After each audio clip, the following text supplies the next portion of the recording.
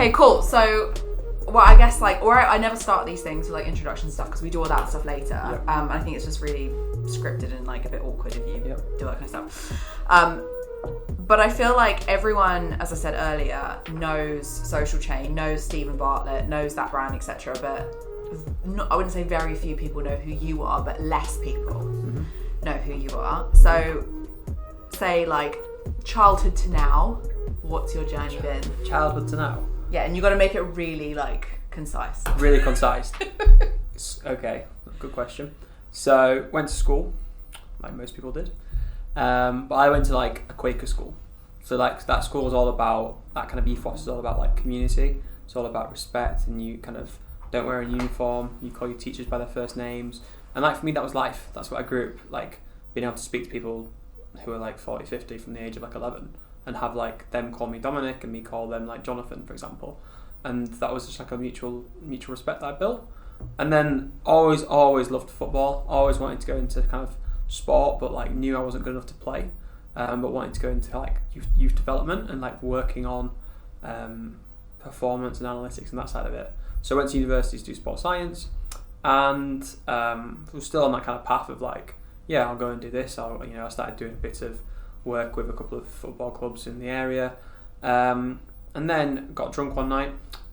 And at the time, social media was like becoming cool. So everyone was like, what's this thing called Twitter? What's Facebook? Oh, it's this thing where you can take pictures on your night out and tag all your friends on it. And I'm like, wow, this place is really cool. And we'd obviously gone to university, so all our friends were like on social media, like staying in touch. So you follow everyone on Twitter, you follow everyone on Facebook, and you'd be like on it every single day, like, how's uni? And speaking to your friends all across the country.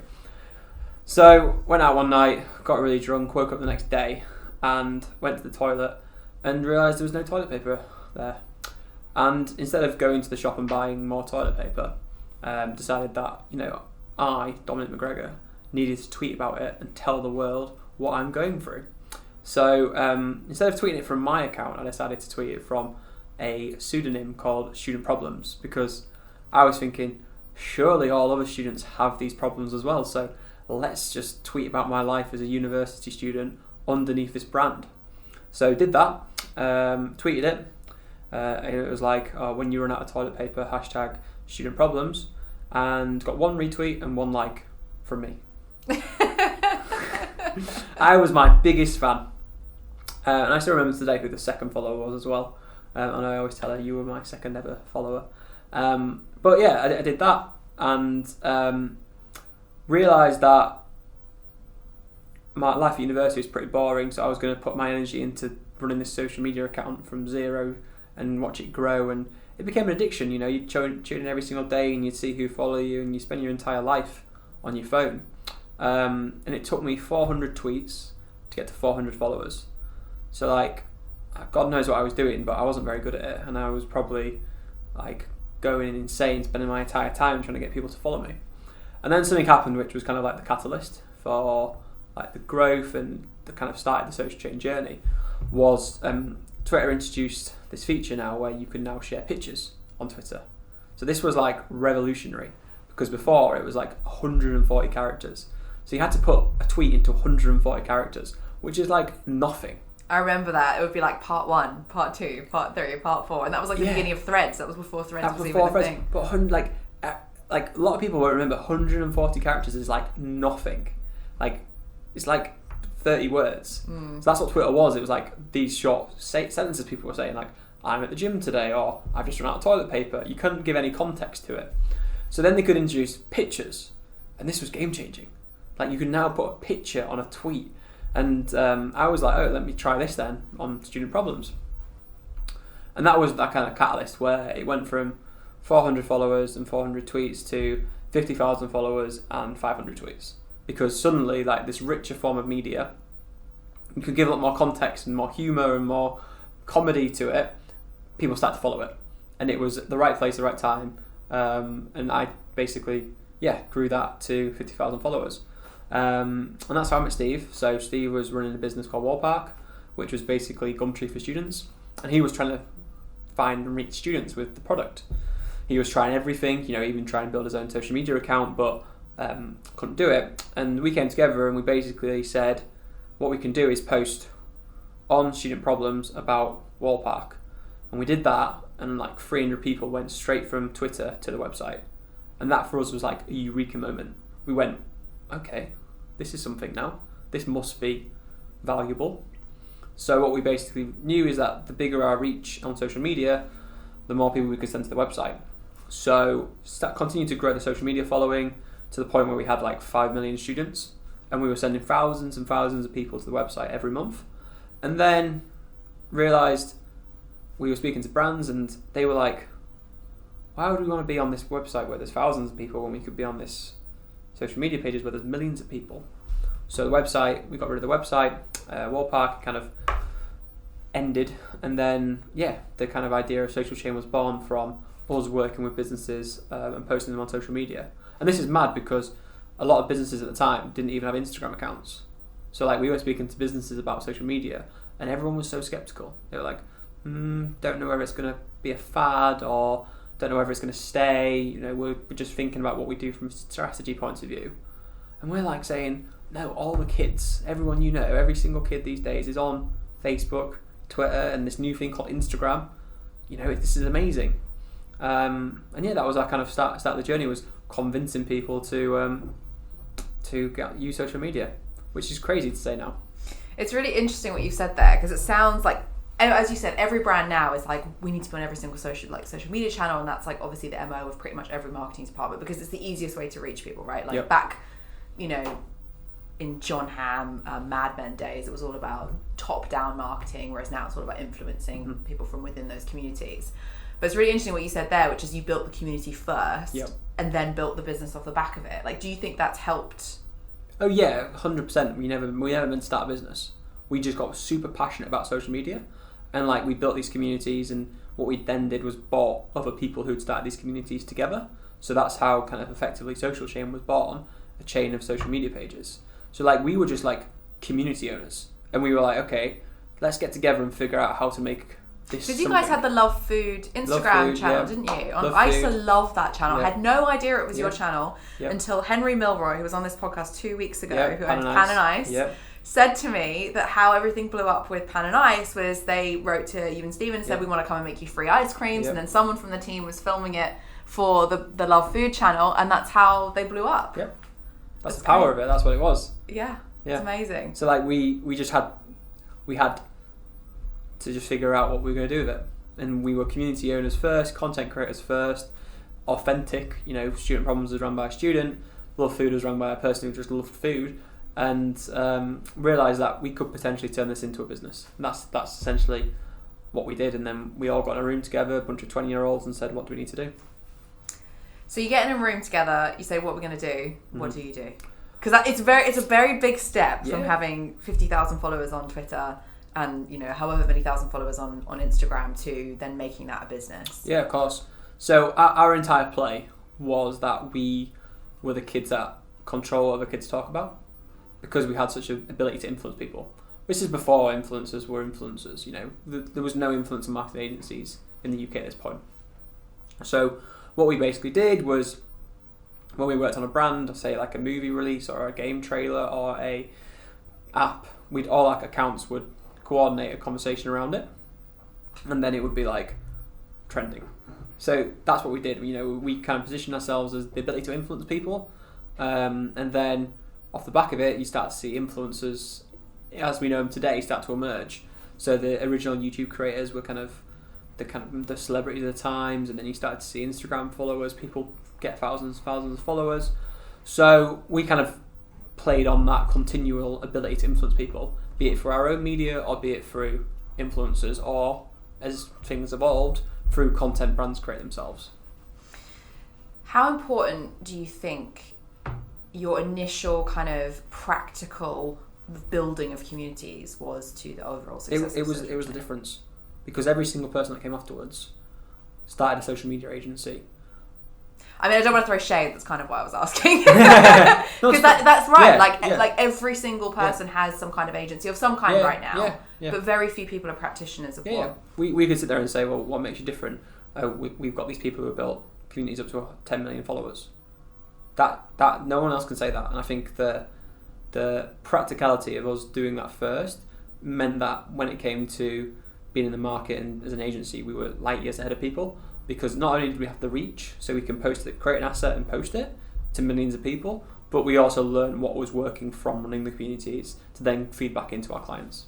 That's exactly what we've done. So like, I mean, as you know, like we've, you know, built a bit of a relationship, but before launching Klowt, I built my own personal brand because you were popping, yeah. I was like, yeah, I don't. Everyone's who's this girl? I was like all over LinkedIn with her big opinions. The pink everywhere. I was like, oh my god. I know, it's so funny actually. I noticed that loads of people now put pink heads behind their LinkedIn thing. Yeah. And I've had people be like, oh, your team's like 50. I'm like, no, there's only like 6 or 7 of us. But because so many people put pink heads behind them, they think that it worked for us. But I think, to your point about it being the difference, by me building my personal brand to like whatever it was, like 25,000 followers before on LinkedIn, before I started Klowt, that is the difference, because it's unlike every other social media agency, and quite honestly a lot of personal branding agencies, because let's be honest, they're popping up everywhere now, whether they're freelancers or agencies. I think they look at, say, like you or Steven or Ash or me and go, oh, that looks really easy, they've just come out of nowhere. And actually we haven't. We've all been doing this over a period of time, and it's what's made us good at what we do is because we've actually done it, as opposed to saying that we do. And I know we'll touch about it later, but personal branding for us was just an extension of that. Yeah. It was an extension of us understanding platforms. So us running content and being content creators was in our DNA. It's what we started the business doing. And us then doing it for ourselves was just an extension of, you know, if you go into a social media agency, the founders need to know about social media, and therefore they need to be able to execute it themselves. Simple as that. I want to pick hole in that. Like, that was going to be part of the conversation further down the road. But as you know, as we said earlier, like when Dom arrived, like it's no script. Like, what can we talk about? What can we not talk about? And to his credit, it was everything. But let's talk about that now, because I think that's a really nice segue. I think definitely one of the reasons I came across you and came across Steven and came across everyone else within the social chain kind of ecosystem was because all of your leadership team had a strong personal brand, whether it was Katie, you, like Ash obviously went on to do his own thing, Ash Jones, great influence. You all had brands. Where did that start? So let's pick it all the way back. You just said you started because you wanted to know what was happening. So it started us with us standing on stage and telling our story. That was, being the kids that can decide what other kids talk about was our entire story. We stood up on stage in front of thousands of people at events and told that. And then we think, okay, how do you scale that? You can't be at every single event in every single country, in every single area. Okay, where can we do that? Social media. So it went from us knowing that the power in what we're doing is telling our story to continue to change that into different medias, be that YouTube, be that social, be that LinkedIn. And then through, Ash working with Steve on turning him into more of a brand and turning him into a new business driver, because that's what it was. It was to drive new business. Us standing at a stage telling our story drove new business. Us posting about us on LinkedIn drove new business. So it's all underpinned by us trying to grow the agency over anything, over any ego, over anything else. And I remember my first post that went viral on LinkedIn. And I said to everyone, LinkedIn's a future amazing platform because you can connect with people, but then also in the early days you get their email addresses. So if someone I remember you could download their whole content, all the data, couldn't you? I remember that. So if we connect with the marketing director here, we get their email, and then we can email them our stuff. That was it for me. I quickly then went on LinkedIn and connected all with 30,000 people, whatever. Coke. I was like, these are the people we're trying to speak to. So it all stemmed from us understanding the best way for us to drive new business. It's interesting that you say that, because Harry Hugo, who's one of the co-founders of the Go Agency, was on here a couple of weeks ago, and he, exact same thing. I said, so where did you start with the vlog, the Daily Go? Because that's the thing that they had, that they've been kind of become famous for. Sadly ended. It was hilarious. I still love watching that. But I said, where did you start with that? And he said the same thing. Me, Aaron and Nick would go out and speak on stages, and they kind of reverse engineered everything and looked at their CRM and found that 2/3 of all their business came through a direct contact with one of the co-founders. I won't say where they found out that strategy. But. I mean, no doubt. But, I thought that was really interesting that, people spend so much money on lead generation and, all this kind of cold, hard sales tactics. And actually, the easiest way to do business is to do like people to people, which is the way it's always been done. 100%, and that was what we found is like our story was compelling. You know, we were a bunch of kids that got together. We knew the market was growing. We knew we needed to scale. So it was an aggressive strategy for us to grow the agency. So you've decided that personal branding. I mean, I don't even know if it was called that then. It was just kind of like building a presence, really. We I don't think it became personal branding until Gary V. Yeah, Gary. Yeah. He's like the GOAT now. Yeah. Okay, so you've decided this is going to be part of your strategy. What happens next? I guess. How do you decide that Steven's going to be the person that you do that? How do you? You've seen the guy. It's obvious choice. I don't know, Don. You're really interesting. The guy has, like, in terms of like being able to deliver, in terms of the way he articulates things and the way he stands on stage and performs, is exceptional. What we used to do is we used to go to events and he would talk on stage and I would be there making something trend to show our influence. So he'd be talking about the story and he'd be like, right now at the start of the talk, Dom took this hashtag and made this hashtag go viral on Twitter, and if you go on Twitter now you'll see it trending. So like that was our little party trick we used to do when we were talking. I was going to say that's some party trick. It's some party, you know. But like, hi guys, we're just going to make this thing trend. Yeah. If you just watch the screen. That was like our party trick. So like Steve would be up on stage saying that and I'd be there working it. But the guy, like, you know, everyone's seen him, everyone knows him. He's phenomenal. At articulating points, at holding an audience, at delivery of everything. He is like, as we know, a personal branding's dream. You know, and from, you know, what you're seeing right now is a lot of training from me, a lot of kind of like practice, a lot of like growth in myself. Still probably can't stand up on a stage and deliver a keynote without getting like dry mouth. You know, I used to always hear myself chapping when I was talking. And like, it's the same as anything, you know, you think about it from a really simple football metric, is you want your best player playing in the best position. You don't get Ronaldo and put him in goal. And like, that was a strategy. Get Steve in front of many people as possible, telling the social chain story to drive clients in. Simple as that. And he's the best person for it. So it never needed to be something where I was going to put my hand up and say, no, I want to do it. No, that's not the right thing to do. The right thing to do is always to put the business first and be the best interest of the business. And it was getting him everywhere. And that's simply what we did. Mission over ego. Exactly. That's one of our values. I think that's a really important point to make because a lot of people think that personal branding is an ego-driven activity. And actually, I mean, obviously I'm biased because I'm running an agency that does that as a thing, but I think it's a marketing imperative for businesses, particularly service-based businesses that want to stand out. Yeah, it is. And I think the best personal brands come from good businesses and they can be a defining factor to make a business good. If it's one of those things now where you know you look at how you market your business and suddenly it becomes a most important area. You know, even for service-based businesses, how do you differentiate yourself? Everyone delivers similar services.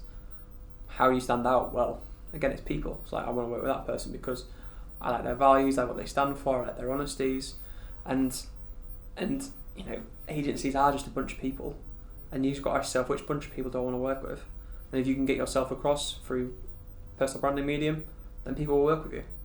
It's interesting. It's no secret that I had a stint in recruitment, and you know, I've inherited a lot of clients actually from that stint. But I always used to think, and it's kind of where my personal branding journey started. Really, was I used to look at the agency and think, our product are these people. There is nothing that's going to separate our recruitment agency from any other of the 45,000 recruitment agencies in the UK. Period. We all do the same thing. Whether you charge 23% or 15%, we all do the same thing. But what people will buy into is the individual consultants and the relationships that they're building with those clients. So how can we do that at scale? And my mind was like, well, why don't we just get the consultants to market themselves? And of course, when I pitched this to the agency, they thought it was fucking crazy. I was like, absolutely, we're not doing that. So I then went and did it and said, look how easy this is. It wasn't obviously that easy, but was able to do it and kind of show them the reach that you could get. But you're so right. Like, it's the easiest way, I think, although it is a lot of kind of groundwork to get there, and personal branding is definitely not a quick win. Like it takes a long time, so I'm sure we'll dig into in a second, but it's the easiest way to win people over, because if you think about the life cycle of a inbound lead or a client or whatever, 85% of them at any given time are not interested in buying from you. They either have an agency or you know, they have no need to work with you. 12% are maybe looking for someone like you, like they're considering working with Social Chain or Klowt or whatever, and only 3% are actually buying. And I think every other kind of marketing, up and until recently has always targeted that 3% as opposed to considering the other 85, which is the majority, right? You've got a much better chance of kind of winning over trust in the 85%, but yet every single person targets the 3% that are buying, which is why it's saturated. People don't want to hear from you, they're not interested, blah blah blah. Personal branding builds, as I'm sure you found with like the funnel of how you brought business into social chain, up in that 85%. It does, and it also, you know, hearing about a business from a business isn't as exciting as hearing about a business from a person, because you have the personal feeling of it. You know, social chain went on banging about what we did from a work standpoint. There's a ceiling to that. You know, we don't sit there and listen to things. You know, people buy from people. Yeah, it's a reason. You know, the Tinder swindler is like so enticing. I've seen that. That's fantastic. I've seen all the adverts on the tube, and I'm like, oh, this looks so good. It's real people. Yeah, it's real people telling a real story. If it was like a news broad or something like, you know, we're humans. You know, we are fascinated by other people. So, of course, individuals telling stories or talking about what you're doing is so much more impactful than a faceless organisation.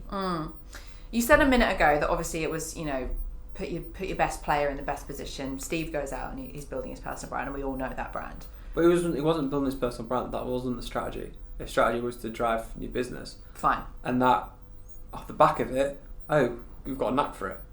So it wasn't like no one sat there in the room and said, okay, Steve, you're going to get 1 million followers on Instagram and that's going to be the best thing for us. It was a case of we need to continue to tell the story in as many areas as possible through creating content and make us memorable. That was ultimately. So people always think the it's actually the opposite. Yeah, it's not that the personal brand was like what we were trying to achieve. It was telling the story, and by that came great content. It came people intrigued by it, intrigued with his story, his background, and then it became a personal brand that we know today. It's like that. It's scaling that infinite speaking thing that you were saying.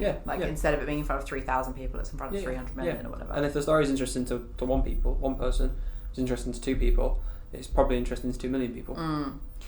You said something a minute ago, which was that you still get a dry mouth and all that kind of stuff, and what you're seeing today is like training, all this kind of stuff. I remember listening to the podcast that you did with Steven, like, I think it must have been years ago. 4 years ago, It was like one of the first episodes on the Diary of a CEO. Episode 10. And I remember listening to that, and I was listening to that once I'd met you. So we'd spoken, like I knew who you are. I remember listening to that and just thinking, and I hope you don't take this the wrong way, you sounded so nervous and just not who I know now. So how have you gone from, because there was going to be so many people listening to this, and they will look at your followership, my followership, and think, wow, like that's easy for them, like for them to say, because they've got all these followers. And actually it's not. Like, everyone at some point, and maybe Steven is the anomaly if he's just really good at standing up in front of people and being really comfortable with it, but I was not comfortable with that to begin with. It made me incredibly nervous. Sharing my opinion online is fucking scary. So how do you go from that Dom to now? Like the first stage of it was kind of like finding my voice. So like, how did you do that? So that podcast, there's a couple of key lines in the sand for me. That podcast was kind of really important because I said things in there that I've never talked about before with anyone. So, like, this is my most comfortable setting with someone in a room, just chatting. You know, I can turn away from the cameras, but if there was 20 people here, I'm like, ugh. So, like, having like me, my best pal, talking about what I've gone through was like, these are the things I've been thinking about for so long, and I want to say them, and I needed somewhere to say them where it wasn't like gonna fall on deaf ears or people, you know. I wanted to create something and that's why I was so honest in it. Like, you know, you can probably tell from it was power. By the way, if you shocked. haven't listened to that, it's powerful. Yeah. Like it really rocked me. Have you not? No, never will. It did, because I never will. But I just remember thinking, I just gave everything. I just said everything that I was thinking, everything I was feeling, and like I could tell with Steve. I remember being sat in that room. Like, Steve was shocked. Like, he knew me better than anyone, but he was still shocked. It was very raw. Yeah. So I needed to do that. That was like a big opener for me and kind of what I'd been through in my story. And then I had my TED Talk, which again was another kind of like regurgitation on what I was talking about there and how I felt. And then that kind of, you know, gave me a bit of an open book to say, look, this is who I am as people, as a person. This is, you know, what I've been through. This is what I'm doing. And then I get fantastic feedback from people. You know, that for me, I'm holding that into me. I'm like, okay, the sobriety side of things, I'm 24, 25 years old. Do people think I'm some loser who can't handle my alcohol? Like, it was like that was in my mind. It was like, it's such a different thing that everyone hears about. You get so many kind of confirmation of people being like, I could never do what you did, that's incredible, I've been sober for 10 years, what you've achieved is amazing. And like that just builds your confidence. And like you then realise like, hey, I've actually done something which I'm proud of, and it becomes a kind of superpower. So like I wear my sobriety like so out there because I am proud of it. Instead of it being something which people should be ashamed about, oh, you had to go and see a therapist, or you can't drink alcohol anymore, or you're boring, all those kind of things which people say, you actually feel and think at first, until other people reaffirm that no, that's not what you should feel. You should feel proud of yourself. So it was the biggest jump in me is that confidence, which I did get from becoming sober, because you've got to find it somehow. You've got to be able to hang out with people, you've got to be able to meet new people, you've got to be able to have conversations not under the influence of alcohol. Definitely from 18 to 23, my entire life of doing things, I had some alcohol in it, be it going on a date, be it meeting new people, be it networking. I was always some level of alcohol, bit of liquid courage as people call it. I had to find that confidence, and going sober gave me everything that I thought alcohol gave me, but gave me it, and gave me everything I needed for the long term. The confidence in myself, the ability to meet people, hold conversations, feel like you're an interesting person, all from not drinking. Do you think talking about it as well helped that? Yeah, because you get the reconfirmation from people, and you get the just the you see it in people when you talk about it. You can see it in you right now. It's like a little bit of intrigue, a little bit like, God, that is what you're saying is right, and that feeling, that kind of confirmation of you doing something is just, that's the nice thing. That's the nice feeling. I think a lot of the time I really want to dig into your sobriety and mental health and stuff, because that's how we met, right? Yeah. Was talking about all those type of things. But I think it's really interesting what you're saying there, is that the minute you kind of embraced, maybe demons is the wrong word, but the darkest parts of your life and spoke about them, was almost like the minute that you then used that to become like who you were meant to be. Yeah, and that's part of that was figuring out who I am. I went on the journey of like not drinking was because I had no idea who I was wanting to be. I had this idea of what a young, successful person looks like, and in my mind it was like Wolf of Wall Street. It was some egotistical, arrogant guy who drinks bottles of champagne, who, and that, I was like, I tried to play up to that stereotype, and I felt so uncomfortable, and I knew it was doing me damage. So there's no rule book for what you should do when you've started a business young and you've had relative success.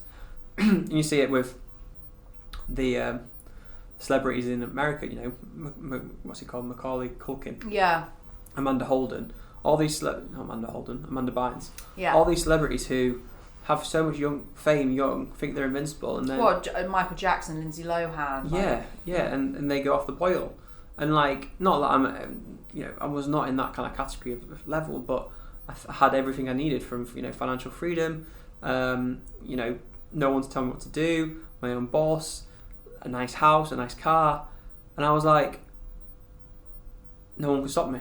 I was like, I felt invincible. So I went on this perception of what I was supposed to be, an absolute train wreck, and that's not what's supposed to happen. And through that, I realised I became who I was and who I wanted to be. So, and I was like, okay, that also is a possibility. You don't have to be this Wolf of Wall Street type character or perception in your head. You can just be yourself, and who that was who I am now. And I think finding that was the most important thing. And who you are is enough. Like, exactly. Regardless of who that is. Yeah, but it was a a very quick growing up experience of figuring out who the hell I am. I know you've spoken about it before, but to context this conversation, what was the moment that you were like, this isn't me? Because I think and maybe this is the wrong thing to say, but it sounds to me more like, obviously alcohol was part of this, but it was more you not feeling like you knew who you were and that kind of stuff, and alcohol was part of that, or maybe accelerating those feelings. Yeah. So how did you get to the point where you just thought, I'm done, I need to change something? So alcohol is the medicine, that's how you cope with it. That's how you take your emotions and deal with them on a day-to-day basis. It's treating the symptoms. Yeah, exactly. And then you got. So someone told me that it's like your problem's not alcohol. Your problem is deeper than that. Which in one way is a nice thing to hear, and in another way it's horrible because then you've got to look yourself in the mirror. It's not as easy as just stopping drinking. It's not as easy. No, you've got to deal with stuff. Yeah. So then you start dealing with that stuff, and it's like, okay, I've got anxiety, I've got depression, I've got imposter syndrome, but which are hard things to admit. Yeah, which are hard things. Yeah, but I think what got me there, for me, and I think this is probably my like saving grace, is that I realised it very quickly.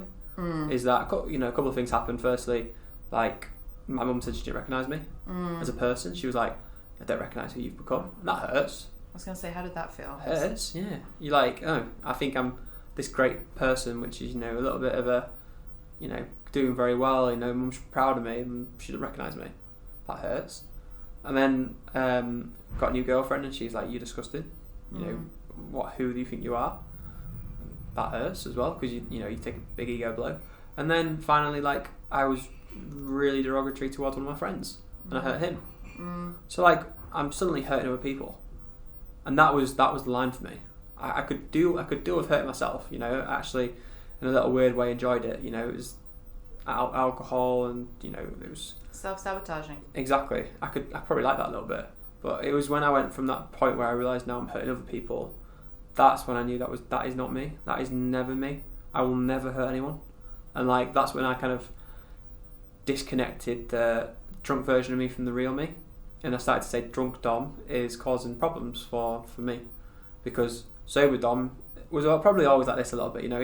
He's not deviated much from this, but drunk Dom is a horrible version of a person no one wants to be friends with. So because I'm hurting other people, that was it. That was too far for me. So you've made this kind of like light bulb moment. You're now like what, 6 years? 5 and a half. Yeah. 6. I'm like 6 in July. What's that journey been like? Because I imagine it's not been easy. No, and it's not easy. And I had a conversation with someone the other day, and I don't remember the first year. Like it feels like a blur. Like it really feels like a blur. Someone said to me, "Oh, we met in New York and had lunch." I was like, "I do not remember. I do not remember meeting you in New York. I'm so sorry, but I did not remember." She's like, "No, we did this, we did that." I was like, "No, I just did not remember."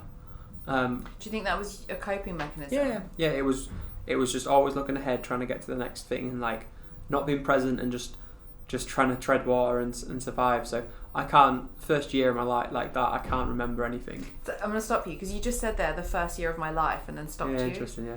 I don't think that's a coincidence. Like I don't think it's a slip of the tongue. That's like the first year of your life. Yeah, it's the most, like, for me it's bigger than my birthday. Yeah. Like my sobriety day is like for me that was like the reborn, yeah. It's like I don't remember the first year, and then like towards the end of the first year I was like, oh my, like I've nearly done a year. Like what should I do? Like how do I go forward from this? How do I like? I've got all this new energy. I was like doing crazy things, like going for runs at midnight, like all this. I do not do that now. Like, I mean, you casually go for like 80k bike rides. So I mean, like, don't be like I don't go for runs now, but I do like, but not midnight runs. Like the level of energy I got from like not drinking was just incredible. I was doing stupid stuff.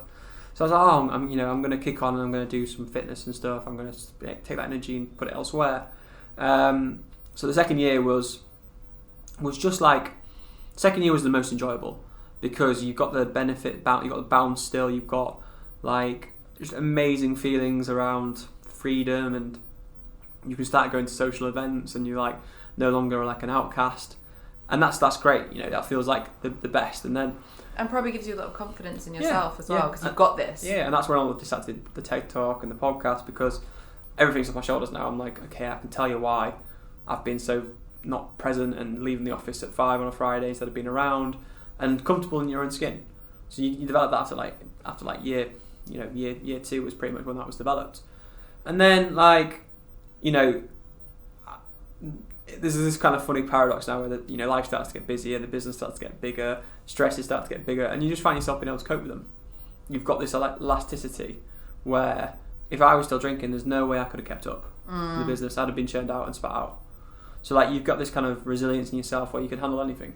So you throw that all that energy into the business. The business goes on to have great success. You feel like you can handle it. I think then the benefits start to subside a little bit, and you start to, when you start to wobble, you start to think, all right, I'm so far away from it, I'm now invincible, I can drink again. And that starts to play in your head. You start to get around like, why am I doing this? I'd like to just have a celebration, or I'd like to enjoy this moment, and you start doubting yourself a little bit. And then you start thinking, why? You come back to like the why. It's like you need to reaffirm it. So that's where I went quite aggressively in that year, like more talking about sobriety, talking about my journey, because like you forget the pain that you were in. So you feel like you could. I was going to say, do you think that was you? Sorry to cut you off. In a way of kind of keeping yourself accountable. Yeah, 100%. It was 100%. It's like I need to remember why, because you so easily could slip. You so easily can fall back into like some form of like, people always ask me, "Oh, are you going to drink again?" And it's like, no. It's like, "Oh, not even a little bit." And it's like, no. People start to tell me like, "Oh, but the real sign of curing an addiction is being able to introduce it again." I'm like, do people really say that to you? Yeah. That's insane. That's how you get over addiction, because then you're not addicted anymore. You bring it back into your life, and you can use it without needing it. But also like, what? Like if you're happy sober, then what? Like, I don't understand that thought process. Well, the idea is that you can go back to living a normal life, which is the live problem with it. Well, that's what I was going to say. That is a problem, because sober is not abnormal. Yeah, exactly. So we're not created to drink alcohol or consume, Exactly, which is culture. Yeah. So like. And how do you deal with that culture? Because I feel agencies, particularly, as you know, anyone listening to this not in an agency, I will fill you in, a very heavy drinking culture. Yeah. It's like we're in Soho, we're in the pub like every Thursday. When we have new starters come, we go for pizza and beer. Like it's not that we intentionally have alcohol in our thing. And before we started recording, I was saying to Dee, like, I really want to make a conscious effort to do our team socials around our activities as opposed to around alcohol. So for our summer social this year, we're going to do Total Wipeout, and we did Crystal Maze, and we're going to go and do crazy golf and like bowling and stuff, because maybe there will be alcohol there, but I don't want people to feel like they have to. Yep. How have you managed that? Because it is rife in industry world. So being like a 23-year-old guy in the industry, I was like, what do you actually do? Like, what are your options? Yeah. What can you do on weekends? What can you do on Thursdays? And it's just sad that we even have to think that, right? Like, what do we do without alcohol? Yeah. And like, you're right, everything is alcohol-centric in a sense that the pub or, pizzas, but it doesn't mean you need to have alcohol to have fun. That's the chain you've got to break, is like, I went to all our Christmas parties, and there's videos of me dancing on tables with stuffed unicorns. Like, it's like, oh yeah, can we put that as like B-roll? I can send you that B-roll, yeah. Yeah, it's mental. But like, I could get my like highest highs being around people sober, and that's what people never understood. They could never appreciate the fact that I could go out and have more fun sober, because everyone thinks they need alcohol, and that comes into a really difficult part, because every time I tell someone I don't drink, their first response is, "Oh well, yeah, I don't drink that much. I used to, but now I'm dwindling down." It makes them question their consumption. So if someone sober is the one dancing on the tables, and everyone else is drinking, they're sat there thinking, "How does he do that? How is he having more fun than everyone else, and he's sober?" And that's a real kind of piece of self-reflection where people go, "Oh." So for me, like, again, I don't want to be someone who removes himself from situations. I don't want to be someone who avoids things. I am like pro showing you don't need alcohol to have fun, and that's the piece. You just got to show people what the world can look like without alcohol. It's really interesting what you were saying there about you don't need to have alcohol to have fun, because I know we've spoken about, but a lot of people don't know that I was teetotal for 3 years, and it wasn't because of alcohol. It was because of me. Like I was in a pretty dark place, had a pretty bad eating disorder. I was struggling a lot with work, struggling a lot with my personal life, and alcohol made me feel even more out of control. So the easiest thing, it's almost like the opposite to us. So you were using it as medicine, and I was like, I can't do that, because I need to be fully focused on the fact that I'm only allowed to have 2 rice cakes a day and like all that kind of stuff, and God forbid I have the calories of like a beer or whatever. But I think the thing for me is we've kind of like reverse engineer it a bit. I've managed to reintroduce it into my life, not in excess, like, it is what it is, but because I know that I don't need it. Yes. Like, I like it sometimes I don't, and I can go for pretty long stints with not having anything to drink, not because I've tried to, just because I've gone, oh fuck, I haven't drank for 3 months, and it's not a conscious decision to stop drinking or start drinking, or I'm going to have a drink tonight, I'm not going to have a drink tonight, it just happens. And I think the biggest thing for me there was realising that I didn't need or did not need alcohol to have fun or not. It's just an accompaniment to whatever it is that I'm doing. Yeah.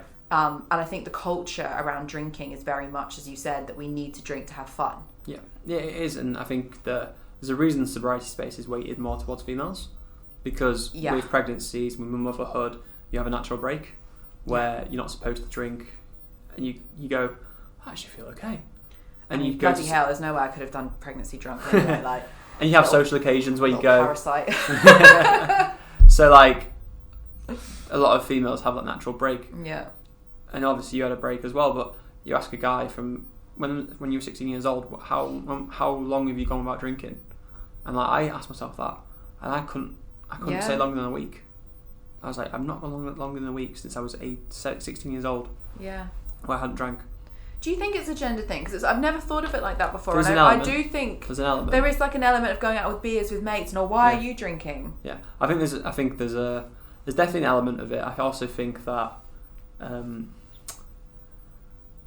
there's a stronger community with females when it comes to not drinking. I think there's more openness around. And we talk. Exactly, emotions anyway. And I also think that more male things are centered around pub culture.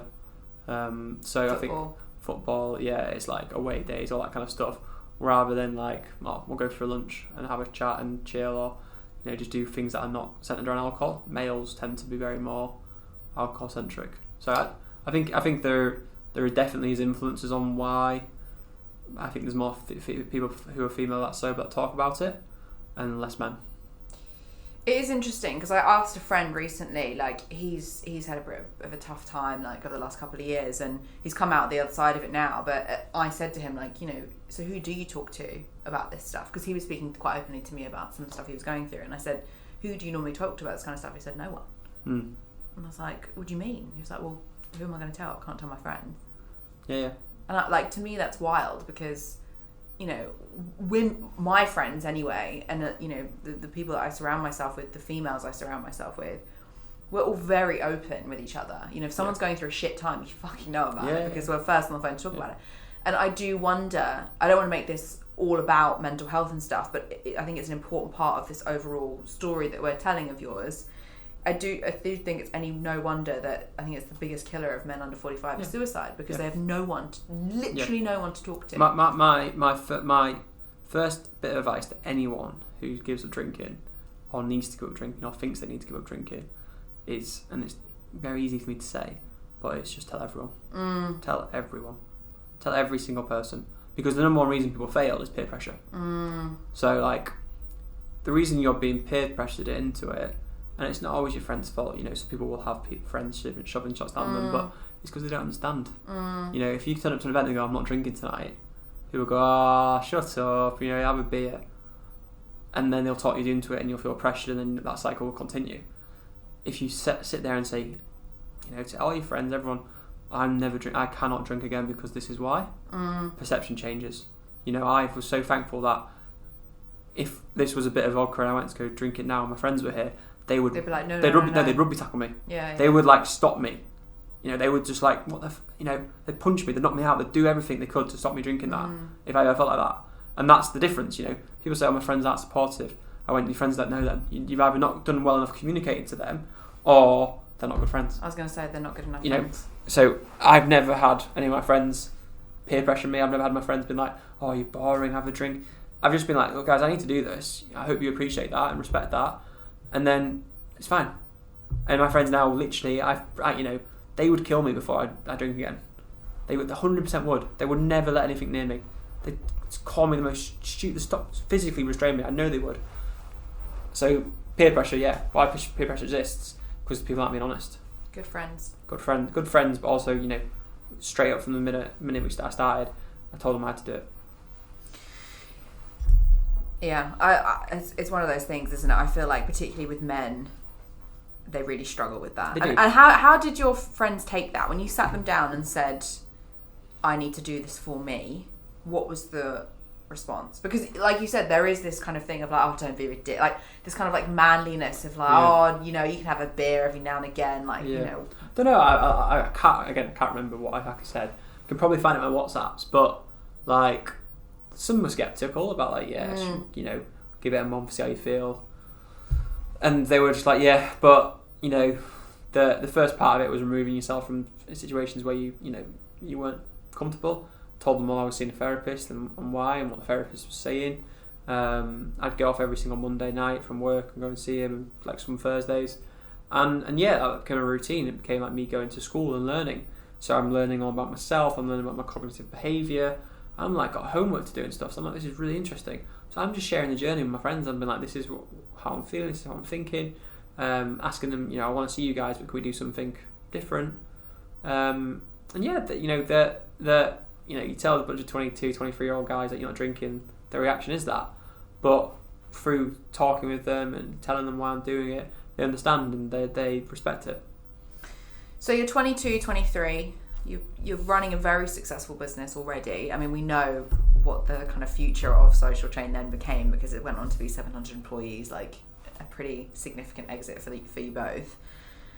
How do you think you kind of taking control of your personal life, if you like, or you as an individual, and like kind of rehoming your heart, if you like, you know, all that kind of stuff, how do you think that impacted your ability at work? Because like I've openly said on this podcast before, I've had years of therapy. I think that therapy is a spa day for your brain, and I think you should take it often. I would love to have kind of perks and benefits for our team to be able to do that as well. I think it's also made me a better mother, a better friend, a better employer, a better leader, because I can understand when someone else is in pain and kind of recognize signs of, okay, that person's not performing well, but why? Yep. As opposed to they're not performing well, so fuck off. Yep. Do you think it's impacted your... Massively. You know, when you've got someone in leadership position talking about going to therapy and their struggles, the rest of the organisation goes, oh, they're talking about it, so I can talk about it. So they're okay to ask for help. So therefore we can create a really open culture of people asking for help. If they're struggling in anything in their lives, be it personal, professional, people know they can come to us. And like hiring people, if they're not doing a good job, it's not because they're not capable. They might, we're all an emotional glass, and something will send us over the top. So for me, it allowed people to come to me. A lot of people in the business came to me as kind of mental health champion, or whatever you want to call it, in terms of like knowing that I'll listen and there's something can be done about it. So that was great. And when that's has. And did people come to you? Yeah, all the time. People will come to me. I'm not struggling with this. I'm struggling with that. I'm struggling with this, all the time. And that was just, people talk about radical transparency in businesses, open door policy for founders. That was it. I've got a group on my WhatsApp which is called OTT, which is okay time to talk. And that is literally the group of people who would come to me and ask for me for support and stuff. We'd go out and have coffees once a week and just talk about things and that. And that was like a real thing that people loved because it made them better people. So that made me a better leader. But then also, as I said before, the emotional stress and strain of what was about to come, I felt invincible. I felt like I had a superpower. My rationale was if I could go sober, I could do anything.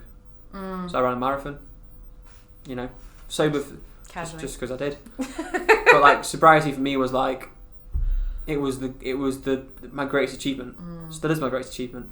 So I hang my anything being like, okay, if I can do that, I genuinely believe I could do anything. It's very different, and I hope you don't take this as me kind of poo-pooing what you've been through, but I feel in a similar way about going through a divorce. Yeah, everyone's got their ultimate. I feel like that if I can survive this, this is the worst thing I can possibly go through right now. Like it's bad, and I feel like I can do it, and I feel like if I can make it through the other side, then I can do anything. Yeah, so everyone's got a summit. Yeah, you know the thoughts and feelings you had before everything started, and you looked at that mountaintop and thought, how am I going to do this? How am I going to achieve that, or how am I going to survive? That same feelings I had. It's just a different context. Different context at the set, but still that feeling of there's a famous meme that we used to always post, and it was like the wave about to crash on the person. I know, and they're standing there looking at it. And that's what exactly.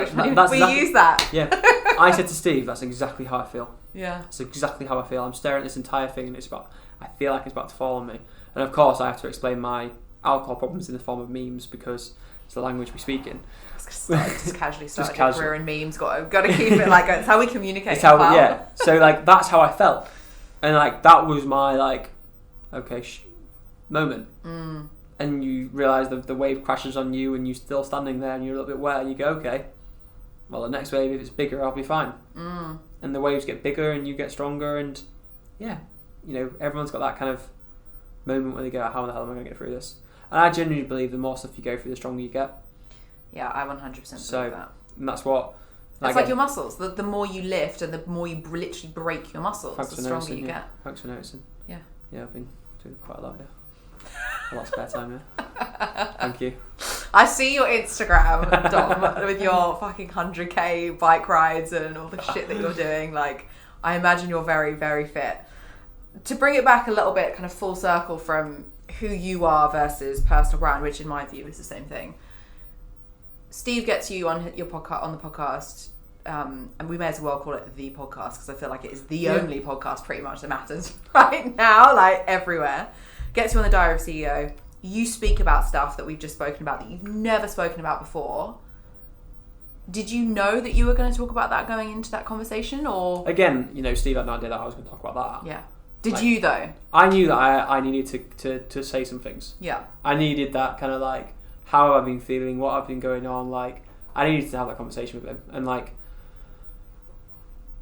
it was just a great place to have it because there's one opportunity, you can go into something and you can tiptoe around it, or you can just be an open, honest book. And like I say, in that podcast I didn't say anything that I wasn't feeling. You heard the truth. And after that, then you can do whatever you want because everyone knows the truth is out there. Anyone can go and listen to it and hear about who I am.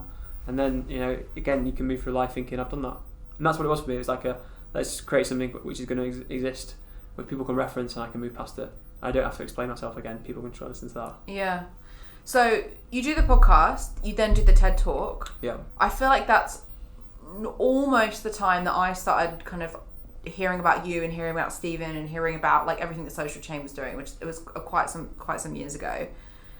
You've gone from, as I said earlier, what I would say is like a nervous version of Dom to now like super, like even just the way you're sitting, like it's like old friends or whatever, super confident, super comfortable, and that's obviously been a journey. You mentioned training, you mentioned all those things. So how did you go from that initial I'm going to go put my foot in the sand on this to you're now how many 80,000 followers on LinkedIn, like just launched a new business, exited Social Chain, people know who the fuck you are. You're not just Steven Bartlett's co-founder anymore, you're Dominic McGregor. How did you get to that point? I think it's something where I don't think I'm at that point. Like all the things you said there, I'm still like, yeah, okay, cool. I'm just plodding along my own lane, doing my own thing. But I think it comes down to how I feel myself. Like I just feel genuine like content and happiness. Like everything I've done has been, I'm very proud of. I'm very happy. I've got a very fulfilled life, and I radiate that. I just express what you see, who I am as a person, like deep down, just me. I'm just like happy. I've managed to help people, managed to build something, and it's just an understanding of who I am and what I care about and who I want to be. I think one of the most endearing things that I found initially about you when I first kind of came across you was the fact that you can share everything from your recent engagement, congratulations, to your dog, to a bike ride, to what's happening in business, to your thoughts on mental health. Like everything that you would share as if we were having a coffee is what you share online. And I think that's really special because a lot of people don't do that. And we know that, like you and I know there are brands, when I say brands I mean people, but there are people on LinkedIn, on Instagram or whatever, who say one thing outward facing and are completely different. Because I've met them in person and they are not what they say they are online. Yeah. And then for me, again, being born from it and always seeing social media as an extension of who you are, I also know I've also seen enough cancellations and enough people digging out to be like, if you're not showing who you are, people will call you out. Authenticity is, we were preaching to years to brands about being authentic. So how am I going to go against my own advice? I will share everything. I am like, I'd like to know people don't think anything other than me. Then I remember saying to Ash, I was like, I just want people to just know me and like feel like they know me, and like I don't care what that is. I don't care if I'm not like getting great engagement. It's not about clickbait. It's about just letting people into my life and seeing that this guy, this is who he is, this is what he stands for, and from then on, if people engage, fine. I'm in a situation where I'm not doing any of the personal branding for any monetary gains. It's not about that for me. It's about, I just like sharing about me and thinking that somewhere someone cares. It goes back to what you said earlier about when you guys started initially getting Steve out there was for telling your story. Yeah. It's just you telling your story. Yeah. So, we're going to talk about social chain now. Mm-hmm. Just like everyone wants to talk to you about, I'm sure. You were COO. So obviously, like the way I view that, and maybe it's an incorrect observation, but the way that I view a COO and a CEO is forehand, backhand tennis player, right? You got not heard that one, but yeah. Forehand, backhand, right? I have the same analogy about personal branding, company branding, like forehand, backhand. If you got both, you're a much stronger, team. How does that work practically? Like you got Steve out there doing his thing, like being the face of the business, whatever. You got you as a COO being the implementer. How do you go from being a 20, however old you guys were when you started building Twitter accounts and student probs, which, by the way, I've definitely seen not a parody, but a rip-off of that called Agency Probs, which is one of my favourite Instagram accounts ever. Yeah. How do you go from being that young guy who just builds stuff and hiring a couple of your mates and whatever to COO of a 750 person business? So, again, I always talk to people about we were genuinely fortunate that we were operating social media. Okay? If we were operating in fintech and financial services or another world, we would be like, people would look at us as like, there's so many people more experienced than you. Social media, when we first started was like 2-3 years old. We were the kind of experts when it came to social media, and we could like completely talk around it authentically to any client, anyone from C-suite to junior, because I was always confident that no one in this room, when we're pitching or anything, knows more about social media than we do. And that was the kind of feeling that we always had, is that we've done this, we've built these audiences, we get social media. So that then means that, okay, that's what we know. What don't we know? Everything else about business. I have to say I'm in exactly the same boat. Like I always joke to the team, I'm like, listen, I know I'm a really shit manager, but I really know where I want this business to go. So if you guys can just help me get there, we'll just figure it out along the way. We're like some big dysfunctional. We know what we know. So my responsibilities came on like working on the and how did you divvy that up? How did you both kind of, because you did it together, right? So how did one of you go, right, like was it a skills thing or was it was like, we spent a lot of time traveling together. We got to know each other, like we lived out each other's pockets for like a year, traveling around the world. We knew each other. We knew when something happened who was going to be responsible for it. And do you think that was an important part of building the successful business, was that you two were so we were so aligned. We knew where the end goal was, but like again, I wasn't going to sit there and be like, I want to do that talk, and Steve wasn't going to sit there and be like, I want to handle that legal claim. It was just. Did you really sit there and say, I want to handle that legal claim? No, but I just knew like you could do it. With the CMA asked us for like every single record, every single campaign we did, we had to go to hearings with them, and I was like, I'll figure out this problem. Yeah. I actually quite enjoyed it. Speaking to barristers, finding out what's our position and stuff like that. I actually quite enjoyed that. I like solving problems, and be that problems in the business. I was like, okay, I enjoy doing that. So we knew each other really well. So we knew what, when something came in, who would be responsible for it. We didn't really need to say, you do that, you do this.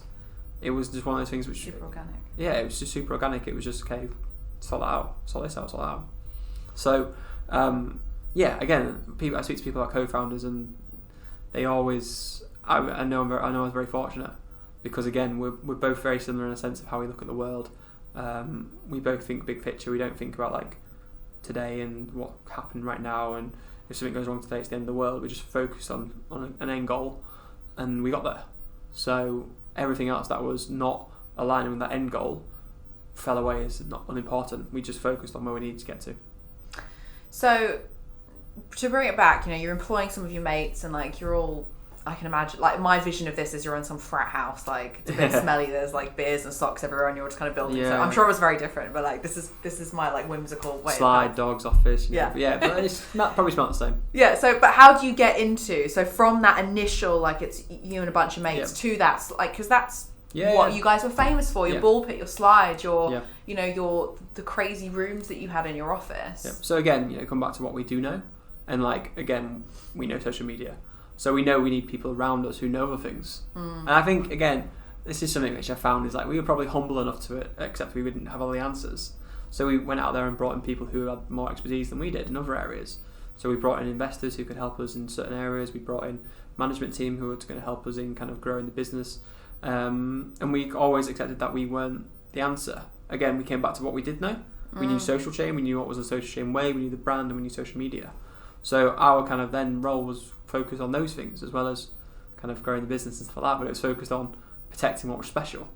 So yeah, we were very humble enough and thankfully in a situation where raising money and operating a business which was growing quickly and thankfully profitable, that we could hire people who would help us take us to the next level. And I think again, the biggest part and the first part of that is accepting you don't have all the answers and being humble enough as a founder to say, well, we need some people better than me here. I think that's a big bottleneck for a lot of businesses. Yeah. How do you overcome that? Because what you just said there is 100% in my opinion spot on, but it's a very different story to what you said a minute ago, which is this Wolf of Wall Street guy who drinks champagne, a little bit arrogant, all the things. How do you make that kind of growth journey? I think the biggest paranoia you have as a founder is are you still going to be useful? Yeah. And I think that was my big paranoia is am I still going to be useful here? And then you go back to the fact that no one can ever. I was a bit of a gospel, a Bible when it came to social chain. I knew every single campaign, every single client we ever worked with, every single results we ever had, every single case study. People would come to me I need you for this, and I was the company's hard drive because I've done everything. So even to this day, Steve still texts me, "What's the name of that person?" That's him. I just knew all that, and I was just so ingrained in terms of the company, the core part of it, that I knew I'd always have that knowledge bank. But then you ask yourself, how am I going to be useful? And then you go, okay, what do I know that no one else knows? I know how we should be doing it. I know social media, I know social chain, and this is where we should be playing and what we should be focusing on. So that was where, and obviously where the market, where the market's going, what the strategy should be. So I was okay, as long as I'm comfortable playing here, then everything else, there's better people for it. Do you think that every founder or co-founder should become a C-level or CEO or COO? Or context. I don't think I would be a good CEO. No, I wouldn't be. I think I'd be a good CMO or CBO, or Chief Brand Officer, all day. Maybe even Chief Revenue Officer, because I'm great at sales. Yeah. Executive decision making, not really my bag. Yeah, I'm not I think, again, understand where you can add the most value, what your skill set are, and hire around you. Not every founder should be a CEO. That's hard. That's a hard conversation to have with founders. Yeah. Because ego, you started it. It's your baby. Ego, yeah. But I think it's a real show of kind of understanding of what is best for the business. If you can say, someone's better than this for me. And were there instances where you said, there is someone better than this for me, and I need to step aside? I think when you come back to what our product was, I'm confident there wasn't people better than us. Yeah. As we scale the business, we could, if we didn't exit to Germany and that was planned, we probably looked at some kind of phased out management program where we probably would have moved into different roles. And we brought in people to replace the two of us. Probably would have done that. But I think what we were doing, we were still the best people for it. Interesting. I want to go back to a little bit onto this point that you were making earlier, which is about being authentic and all that kind of stuff, because I think that's bang on. I believe that the Dom I'm speaking to now is the same Dom that I can email, and the same Dom that shows up on Instagram and LinkedIn and all that kind of stuff. But there is a risk that comes with being authentic, and that is that you will be cancelled. And I am 100% convinced that I will say something one day, if I haven't already said it, and it will get dug up in a couple of years' time and I'll be wrong for whatever reason.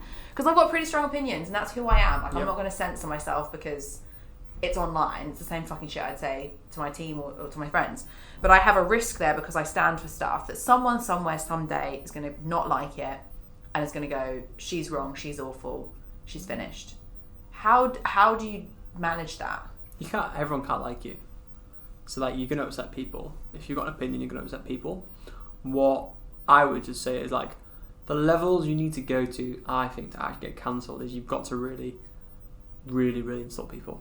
So having an opinion is fine, and we need to be understanding that people have different opinions. That's one thing we've lost in this country is tolerant to respect other people's opinions. Like, I did a post today saying that 21 things I would tell like 21-year-olds is like number 15, respect other people's opinions, even if you don't agree with them. Yeah, and you know, as soon as people are no longer having debate, the debate is like fun. Like, you know, you go back to ancient Greece and how democracy was formed, and the entire format of it is debate.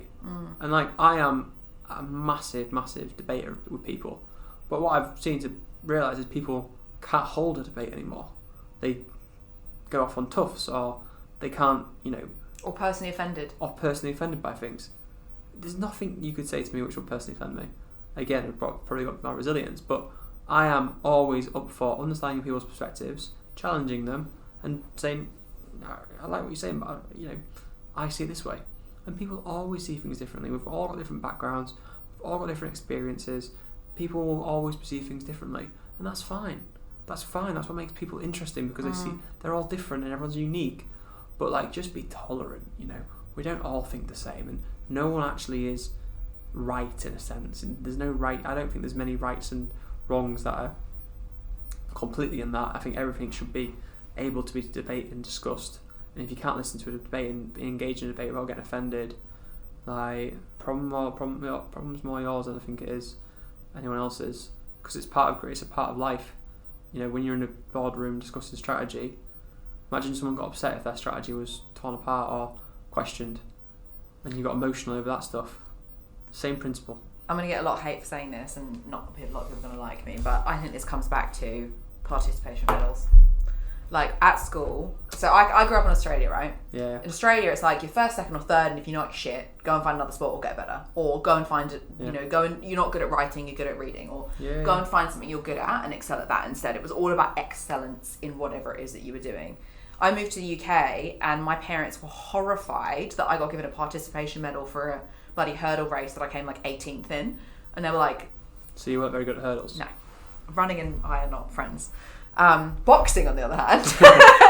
But it comes back to this whole culture of like, you've participated, so like, you're valued and you're enough. Like, no, it's actually your... You know, there you go. You didn't win, but you know, you're as good as that person. Yeah, which is bullshit, number one, because you're not. But it's bullshit, number two, because it means that people believe that, look, everyone matters, everyone's important, and everyone is enough. But in certain instances, what you're doing is not enough. Yeah, it comes back to the idea of failing. You know, I played a lot of sport when I was younger, and like two of my brothers don't play sport. One of my brothers did play sport. Now, two of us can take change and take defeat. Two of them can't. Because you lose. Because you lose. You learn to lose. It's such an important lesson. Losing is like the best thing you can do. Yeah. Because otherwise you get this entitlement where you can't, you know, never be wrong. So like, yeah, participation medals, all that kind of stuff. But learning to lose gracefully, and learning to what that losing does to you from like a psyche of like, I've got to get better, I've got to learn and improve. But also accepting that sometimes you're wrong, and sometimes, you know, that thing that you're... For example, if my daughter does swimming, I was great at swimming. She does swimming and she's not good at it. I'm not going to sit there and be like, you know, keep being shit at swimming. I'm going to go and say, go and find something else that you are good at. Go and have a conversation with someone that does agree with you and that you are interested in talking to, instead of sitting here and being personally, you know, to bring it back full circle to this whole offended thing. Instead of sitting there and being like, well, I'm personally offended that you don't agree with my specific opinion, stop hanging out with those people, or just understand that, you know, you've got different opinions. You in different sports, you've got different opinions. I have hugely different opinions with all my friends over tons of things. Yeah, I do too. And like, it doesn't impact our friendship. No, it doesn't. And actually, you know, makes it better. Yeah, I enjoy hanging out with them because it's different perspectives. And I go, okay, it's actually quite interesting you said that. Actually, I've always seen like this, but now actually maybe what you're saying is right. Yeah. And like tolerance and being able to debate things, and like, you know, again, I went to school which had a debate society. It's quite important to just be able to, you know, what we always used to do is at school is, say you felt passionate about something, they would give you that to go against. So say you know, you were really passionate about, like, I love that as an exercise. Yeah, so like, say you're really passionate about school uniform and not wearing school uniform, you would be made to debate why you should wear school uniform. So you were forced to have a few things from the other people's point of view, and you had to do the research, you had to learn about it, and then you had to go, okay, this is why you should wear school uniform. Imagine if we did that to every single person now. If they felt strongly about something, go and see it from the other side and try and make an argument for the other side. It wouldn't just make human beings better, it would make the world better. It would. Seeing something from other people's point of view is probably the most powerful thing you can do. And I understand other people's point of views. And when I look at debates, okay, I understand what you're saying. However, in some situations, I feel differently. Yeah. I read an article on Cracked, which is like my favourite forum ever, about, and it's called Into the Monkeyscape, I think. And the whole premise of the article is that human beings can consider between 80 and 150 people max. That's our tribe. So you would be one of my tribe. Danielle, who's sitting here, would be one of my tribe. Celebrities, like news anchors, who are family, friends, they'd all be, because I know you, right? You're consciously in my tribe. But we don't consider people like binmen or, the woman crossing the road or, the car that's coming through that we just jumped that red light, because they're not in our tribe. And so that's why we don't package up broken glasses into boxes so it doesn't cut the binman when he takes it away, or put the bleach cap on the bleach because, it doesn't matter if it goes into the binman's eyes because you're not thinking about it. If you take that into context and think about every single action and thing that you say has a reaction or a whatever, the whole world, like that for me changed my life reading that article, because I now think about every single thing that I do in how it's going to impact someone else. Yeah. Why though? Why does it matter if it impacts other people? Because it's the same as a perspective with point of view. So if I think that the way I'm communicating my point of view, how it's going to be received by you, that's perspective. And if we all had more perspective, I think that everything would be a lot, like social media anyway, would be a hell of a lot nicer place to be. Yeah, I mean, it's very difficult. I always talk about trying to see things from a 360 degree, from every single angle. And like, it's so difficult, even our eyes have blind spots. Yeah. Like, I remember I got cancelled once. And I was like, How? Why? Well, are you allowed to say? I can say it. So I posted on Twitter about pre-cut apples that were in plastic containers, saying, well, surely if only apples could be transported in a way which didn't require plastic, which they can. Really? So I thought, this is absolutely fine tweet, there's no problem here. Did the 360 scan, who's going to get offended by this? But I've now come to learn that pre-cut apples are very important for people who can't cut apples, who don't maybe not have the strength in their arms or the ability to hold a knife to eat apples. And I got cancelled, like massively. My Twitter was just like, and how did that feel? I was like, well, firstly I was like, surely there's a better way to do it. There's a better way than just having pre-cut apples with loads of plastic. So I was like, I'm not wrong. But then like, you eventually listen to people and you're like, okay, I understand what you're saying, I understand like your point of view and that. And I was like, why has this actually offended you? Like, that's what I couldn't get. I couldn't get why they offended.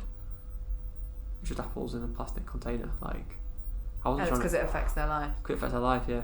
So that was an insight to like how passionate people can get. But I was like, surely you got better things to do than have a go at me on Twitter about this stuff. I was like, But you survived. Survived, yeah. I'll never mention plastic waste again.